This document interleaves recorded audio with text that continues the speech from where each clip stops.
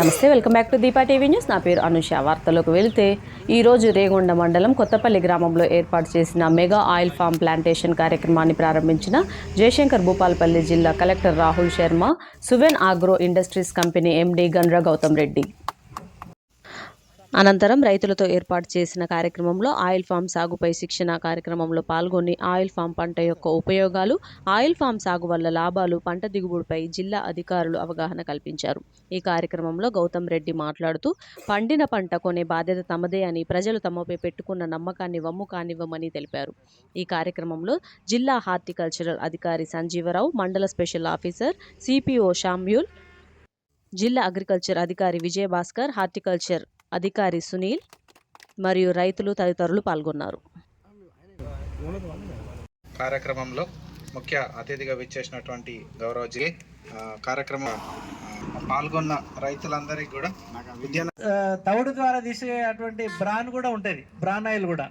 అంటే ఈ రకమైనటువంటి ఆయిల్ లోపల ఎక్కువ మొత్తంలో కల్తీ వచ్చేటువంటి అవకాశం ఉంటుంది.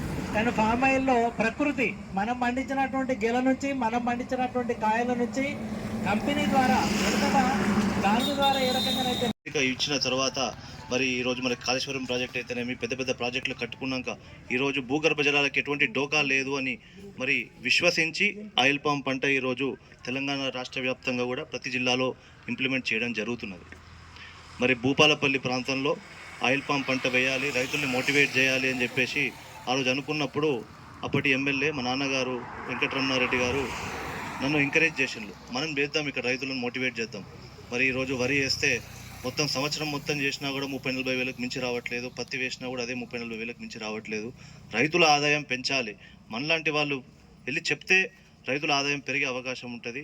దీన్ని ఖచ్చితంగా మనం టేకప్ చేయాలి అని చెప్తే నాకు నిజంగా ఇంట్రెస్ట్ లేకుండే ఆ రోజు. గీ మన ఎత్తన ఇక్కడ హైదరాబాద్లో ఉంటాను, వరంగల్లో ఉంటాను, గీ భూపాలపల్లికి వచ్చేయాలన్నా ఎందుకు అని చెప్పేసి ఆ రోజు ఆర్గ్యుమెంట్ చేసిన. కానీ ఒక్కసారి ఇందులోకి దిగినాక 3 సంవత్సరాల కిందట రైతుల్ని మోటివేట్ చేయడం స్టార్ట్ చేసినాక, రైతులతో నాకు ఇంటరాక్షన్ పెరిగినాక మరి ఇంతకంటే గొప్ప పని ఏది లేదు అని చెప్పేసి నేను ఈరోజు విశ్లేషిస్తున్నా, ఆ రోజు కూడా అనుకున్నాను. కాబట్టి మరి రైతుల ఆదాయం పెంచాలి అన్న ఒక మంచి ఉద్దేశంతో ఆ రోజు మనం టేకప్ చేసిన ప్రాజెక్టే ఈ ఆయిల్ పామ్ ప్రాజెక్టు. మరి రాష్ట్రంలో మరి గత 2-3 సంవత్సరాల్లో సుమారుగా 2 లక్షల ఎకరాల్లో ఆయిల్ పామ్ పంట సాగు జరిగింది. 2 లక్షల ఎకరాలు ఆయిల్ పామ్ సాగు జరిగింది. భూపాలపల్లి జిల్లాలో లాస్ట్ 2 ఇయర్స్లో 4,000 ఎకరాలు సాగు జరిగింది. మరి ఇంతమంది వక్తలు చెప్పని విషయం ఏంటిదంటే, మరి ఇన్ని వేల ఎకరాలు, ఇన్ని లక్షల ఎకరాలు పంట పెరుగుతున్నారు, మరి ధర దిగదా? మరి పత్తి బాగా పెడితే ధర తిరుగుతుంది, మరి మిర్చి బాగా పెడితే ధర తిరుగుతుంది. మరి ఇది ఏంటంటే ఇంటర్నేషనల్కి లింక్ అయిన క్రాప్. మరి మనం ఎంత ఇప్పటికి 2 లక్షలు కాదు, మొత్తం దేశంలో 10 లక్షల ఎకరాలు ఉంది. ఇంకా 1 కోటి ఎకరాల్లో ఆయిల్ పామ్ పంట సాగు చేసినా కూడా దీని ధర అట్టనే ఉంటుంది, అంత డిమాండ్ ఉంది. కాబట్టి మనం బయట నుంచి మరి crude palm oil crude petrol diesel బయటకు వెళ్ళి ఇంపోర్ట్ చేసుకుంటున్నాం, ఎందుకంటే మనకు నిలువలు లేవు. కానీ పామ్ ఆయిల్ అనేది మనం డెవలప్ చేసుకునే పంట. కాబట్టి మన దేశంలో పామ్ ఆయిల్ చేయాలి అని చెప్పేసి మరి ఆ రోజు కేంద్ర ప్రభుత్వం నిర్ణయించింది. అదే అనుగుణంగా ఈరోజు రాష్ట్ర ప్రభుత్వం దీన్ని ఇంప్లిమెంట్ చేస్తుంది. మరి పాత ప్రభుత్వం అయినా కొత్త ప్రభుత్వం అయినా ఈ పంట రైతులకి మంచిది అని చెప్పేసి మంచి ఉద్దేశంతో మోటివేట్ చేస్తున్నది.